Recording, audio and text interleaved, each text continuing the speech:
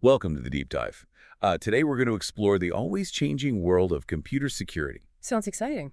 Yeah, we're going to be examining 28 cutting-edge research papers, all published just today on the Security Arc Second. Oh, wow, 28. That's quite a collection. It is. It is, and researchers are really tackling some very important security challenges across the board. You know, everything from protecting the very basics of computing to securing those large language models we see everywhere these days. Oh, yeah, those are certainly getting a lot of attention. Before we get too deep into the details, though, Yeah. I think it might be helpful to zoom out a little bit and think about the bigger picture here. You know, what are some of the overarching themes or trends that you're seeing in this research? Well, one thing that really jumps out at me is this idea of securing data as it moves between different locations and different systems. Okay, so data in transit. Exactly. And we can see this theme popping up in papers exploring processing and memory security, and then also in papers that are looking at cross-chain arbitrages. Okay, so two very different areas, but connected by this idea of data moving around. Precisely. So let's unpack those a little bit. Processing in memory, or PIM, as I guess the cool kids call it. Right. It sounds like it could be a real performance booster, but also a potential security nightmare. I mean, you're processing data closer to where it's stored, which essentially means you're moving sensitive computations outside of the traditionally protected zone of the CPU. Yeah, that's definitely a concern. So how are researchers proposing to mitigate those risks? Well, one paper uses cryptography, specifically something called multi-party computation. Okay. And the goal here is to keep the data itself confidential, even when it's being processed off-chip. They actually tested this approach with real-world applications like deep learning and saw some pretty impressive speed improvements, like up to 14 times faster. Wow, 14 times faster. That's a significant leap. It is. It really highlights that constant tension between performance and security, always trying to strike the right balance. Absolutely. But let's move on to those cross-chain arbitrages. Now, that sounds very technical. Can you break that down for our listener and explain why it's a security concern? Sure. So imagine different blockchains as separate countries, each with its own currency exchange. Okay, I'm following. Now, cross-chain arbitrages involve exploiting price differences for the same asset, but on different blockchains. Okay, so you're kind of hopping between these different exchanges. Exactly. And this kind of activity can actually destabilize financial systems that are built on these blockchains. It's like a high-stakes game of arbitrage, but with potentially serious consequences. Right. So this research actually analyzed transactions across 9 different blockchains over an entire year. What did they find? Well, they uncovered over 260,000 instances of these arbitrages. Wow. And these resulted in almost $10 million in profit. So it's not just a theoretical threat, it's actually happening. It's a real problem. And the paper really underscores the need for much stronger security measures in the world of decentralized finance. It's a reminder that security isn't just about protecting individual devices or networks. It's about understanding these complex relationships between systems and how attackers might exploit those connections. Exactly. Now let's shift gears to another area that always seems to generate a lot of discussion around security challenges, and that is federated learning. Can you remind our listener what federated learning is and why it's so tricky from a security perspective? So federated learning allows multiple devices to work together to train a shared machine learning model without actually directly sharing their raw data. Okay, so it's good for privacy. It is. But this approach is vulnerable to something called poisoning attacks. Poisoning attacks? Where malicious actors can introduce corrupted data to try and manipulate the model's behavior. So you're essentially poisoning the well of data that the model is learning from. Right. And we actually have 2 papers in this collection that explore this very issue. We do. And it seems like there are a couple of different approaches to tackling this challenge. Can you tell us more about those? Sure. So one paper suggests that maybe we don't always need to invent brand new security rules. Sometimes we can just enhance the ones that we already have. Okay, interesting. So working with what we've got. Exactly. They've developed something called Foundation FL, which basically involves injecting synthetic data to help identify and then neutralize these poisoning attacks. So it's like a way of using familiar tools in a new and creative way. Right. What about the second paper? Does it take a different approach? This one focuses on securing federated learning in something called a ring architecture. Okay. This type of structure is very efficient for communication, but it also creates more points of vulnerability. More entry points for attackers. Exactly. And their solution is something called the brace algorithm, which tries to find that balance between having robust security and still keeping communication efficient. So it's like a tailored solution for a specific type of setup. It seems like securing federated learning is kind of a multi-headed beast.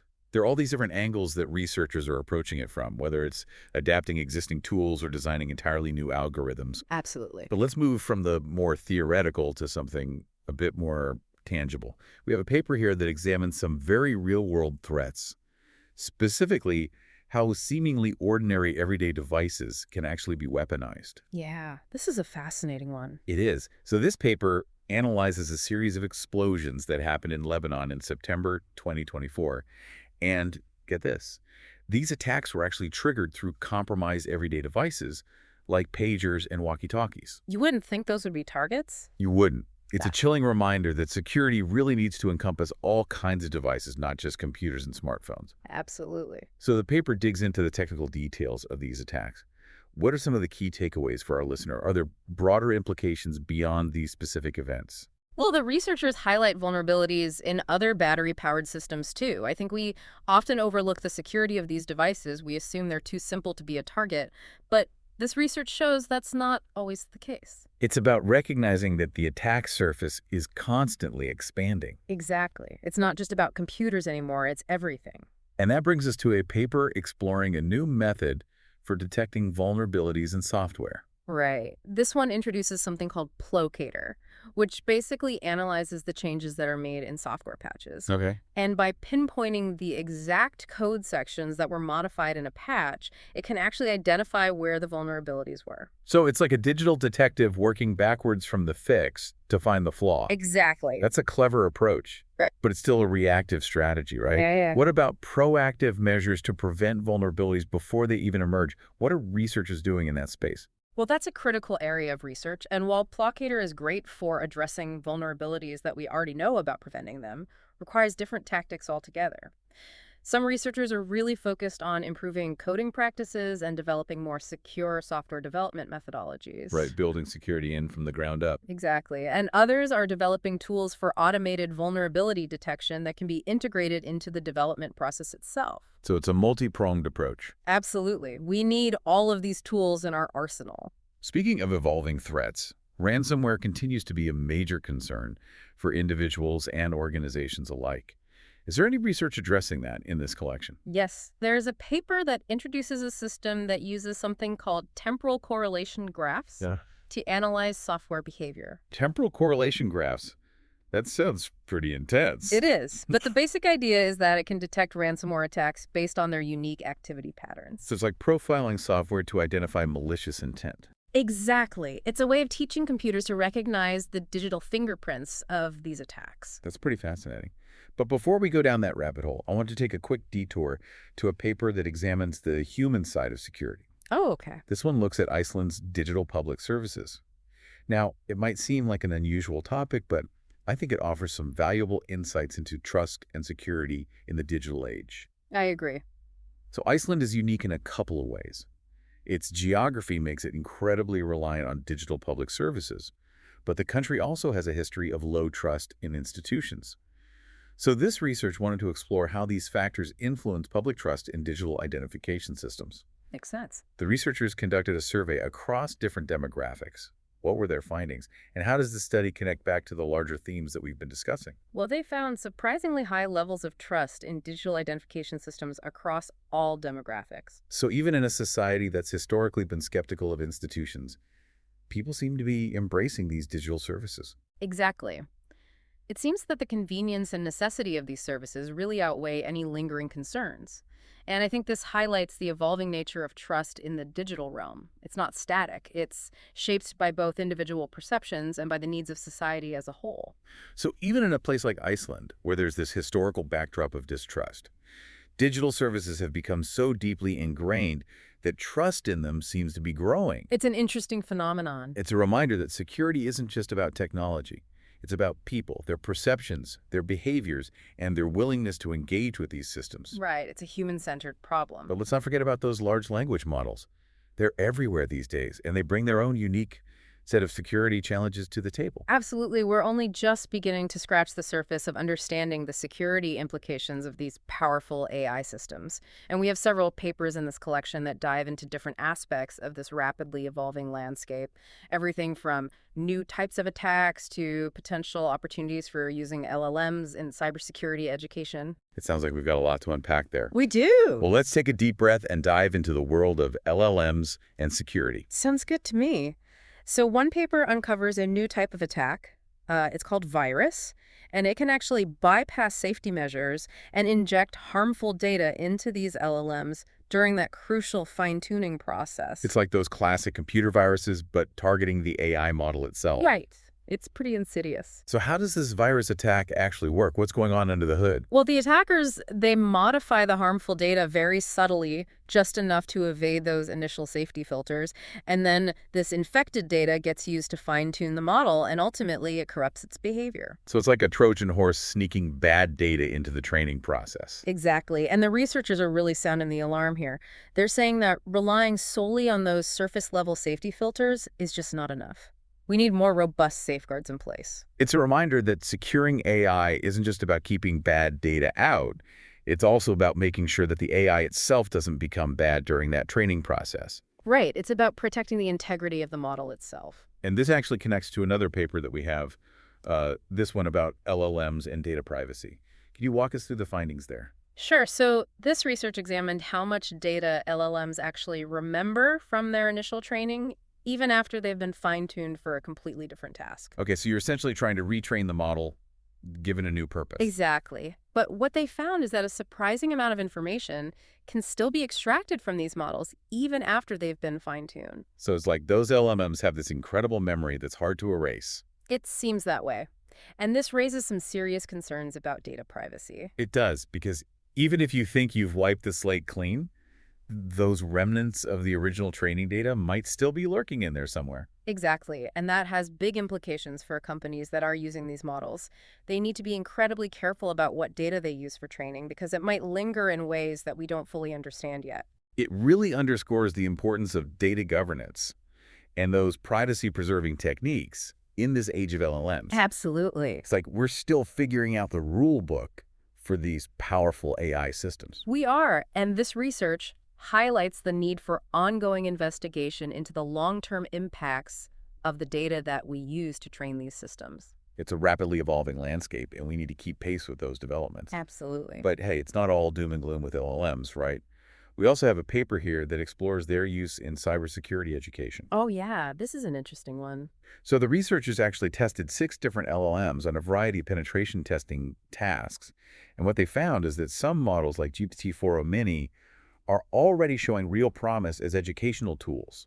That's pretty cool. It's a fascinating idea. It's like turning the tables using AI to help train the next generation of cybersecurity professionals. Yeah, almost like fighting fire with fire. Exactly. Are there any concerns, though, about using LLMs in this way? Well, there are always concerns when you're dealing with powerful tools like LLMs. I think the key is to make sure that we're using these tools ethically and responsibly.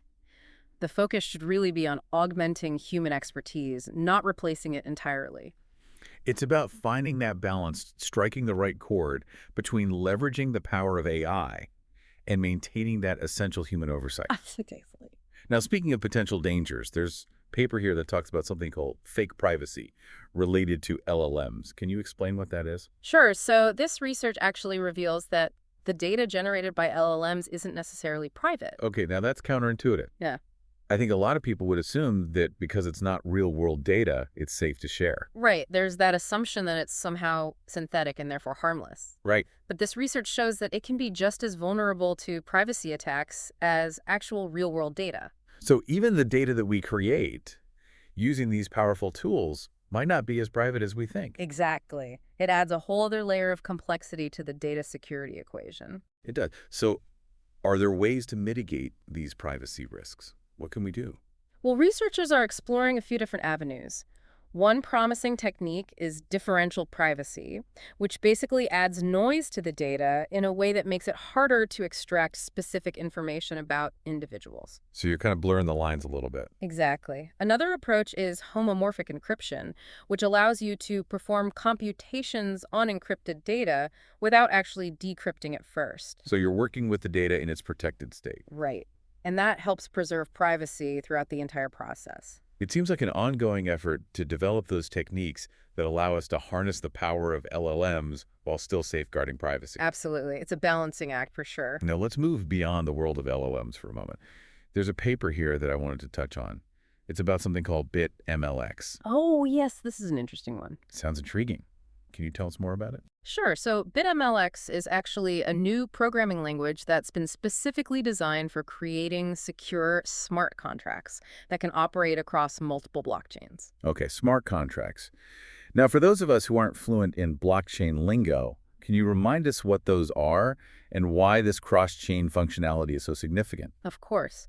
So smart contracts are basically self-executing agreements that are written in code. Traditionally, they operate on a single blockchain, but BitMLX allows them to interact seamlessly across different blockchains. So it's expanding the possibilities of what these smart contracts can do. Exactly. It's like creating a universal language for decentralized applications. That's a powerful concept. Yeah. But with increased complexity often comes the need for heightened security. Mm. Is that something that other researchers are addressing in this collection? Definitely. We have a paper here that tackles the very real challenge of prioritizing software bug fixes. Okay, that sounds pretty practical. It is, because let's face it, there are always more vulnerabilities than there are resources to fix them. So this research actually proposes a way to make more informed decisions about which bugs to tackle first. Makes sense. So how do they approach this problem? What criteria are they using to prioritize these vulnerabilities? Well, their approach focuses on something called attacker control. They analyze how much influence an attacker would have over a particular piece of vulnerable code. Okay, so you're assessing the potential impact. Exactly. And they've developed an algorithm called shrink and split that actually automates this analysis and helps security teams prioritize the bugs that pose the greatest risk. So it's about focusing your efforts where they'll have the biggest impact. Right. It's a more strategic approach to resource allocation in this constant battle against security threats. Makes sense. But we can't forget about open source software either. Vulnerabilities in these widely used components can have a ripple effect across countless systems. Is there any research that focuses on that area? Yes. We have a paper here that examines vulnerability disclosure in open source software. The researchers analyzed both GitHub security advisories and bug bounty reports, and they really took a deep dive into the entire lifecycle of a vulnerability from its initial discovery to its eventual resolution. Sounds like a comprehensive study. Hmm. So what were some of their key findings? Did they uncover any bottlenecks in the process? One of the key things they found is that there are often delays in assigning CVE numbers. Those unique identifiers for vulnerabilities. Exactly. And these delays can actually hinder the timely patching of software. Because everyone's waiting for that official designation. Right, and this really underscores the need for clear communication and efficient coordination when it comes to addressing open source vulnerabilities. It highlights the importance of collaboration and that shared responsibility within the open source community. Absolutely. Everyone needs to be on the same page. Effective vulnerability management really requires a collective effort. It does. But let's shift our attention now to another critical aspect of security, and that's privacy. We have a paper here that focuses on auditing algorithms that claim to preserve privacy. Oh, this is a really important area. It is. Yeah. Because privacy auditing is becoming increasingly crucial in this age of data-driven algorithms. So this paper introduces a new framework for doing just that. Can you tell us more about it? Sure. So this framework actually models privacy audits as a bit transmission problem. Okay, that sounds a bit technical. It is.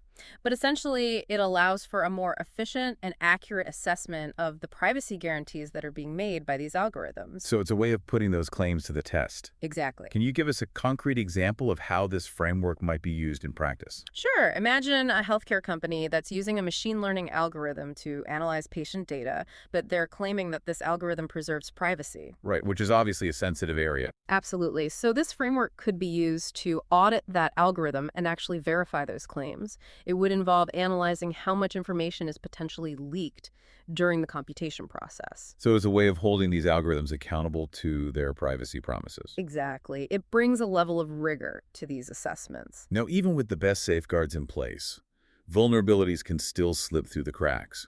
We saw that with the infamous Log4 shell vulnerability that was discovered back in 2021.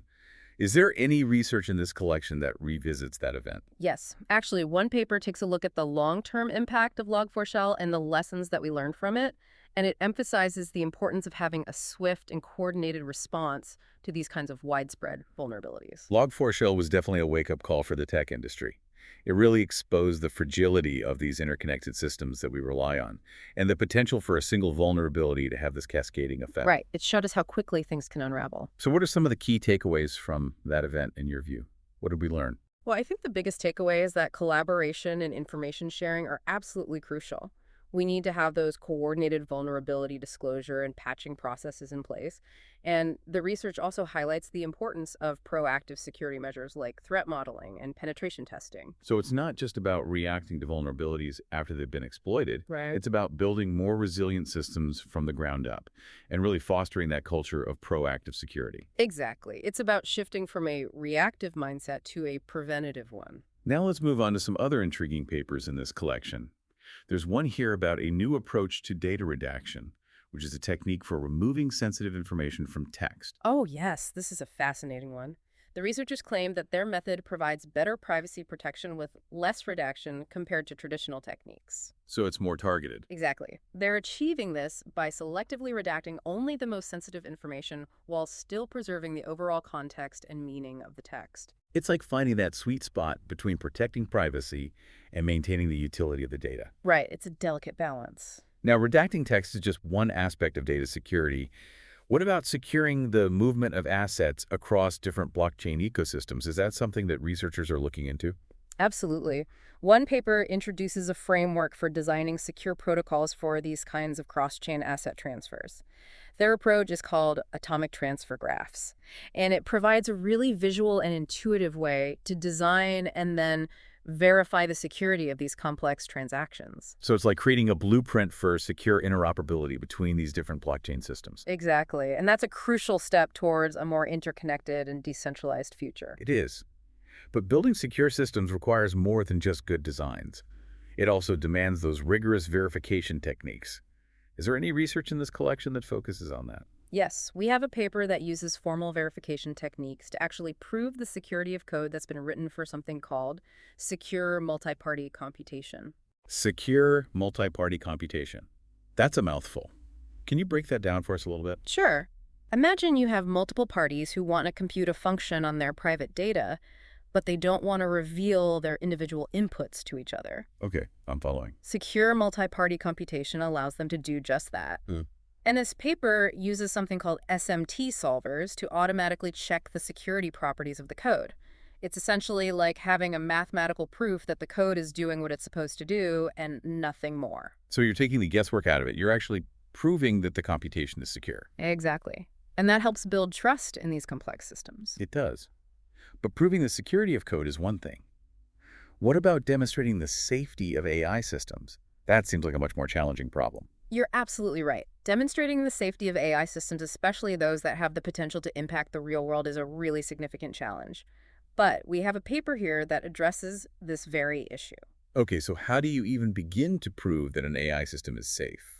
Well, the researchers propose this concept of a control safety case. Control safety case. And it involves modeling how these AI systems could potentially subvert safety measures and then providing evidence that those scenarios are highly unlikely to occur. So it's like anticipating the ways that an AI could go rogue and then demonstrating that you've effectively blocked those paths. Exactly. It's a proactive approach to safety assurance in this age of increasingly sophisticated AI. Makes sense.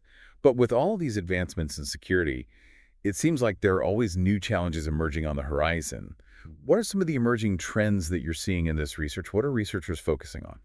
Well, the final section of this research collection really delves into those emerging trends.